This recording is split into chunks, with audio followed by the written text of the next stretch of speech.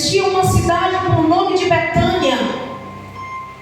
E nessa cidade havia ali 3 pessoas a qual Jesus amava. Uma delas por nome de Maria, outra por nome de Marta e outro por nome de Lázaro. A palavra do Senhor vai nos dizer que Maria foi aquela que lavou ali os pés de Jesus e enxugou com os cabelos. A palavra de Deus também vai nos dizer que Jesus andava, tinha ali uma certa amizade a mais com poucas pessoas. Deus nos fala na palavra que multidões acompanhavam Jesus, porém os amigos mais íntimos que Jesus tinha podia se contar nos dedos. E a palavra vai nos dizer que Maria, Marta e Lázaro eram pessoas especiais para Jesus. Eram pessoas que acompanharam Jesus durante quase ali toda a trajetória dele, no decorrer do tempo ali em que ele ficou naquela cidade de Betânia. Aleluia! E aí a palavra de Deus nos fala que Jesus teve que se ausentar daquela cidade. E no momento em que Jesus se ausenta para quê? Para fazer a obra, para levar a palavra a outros lugares.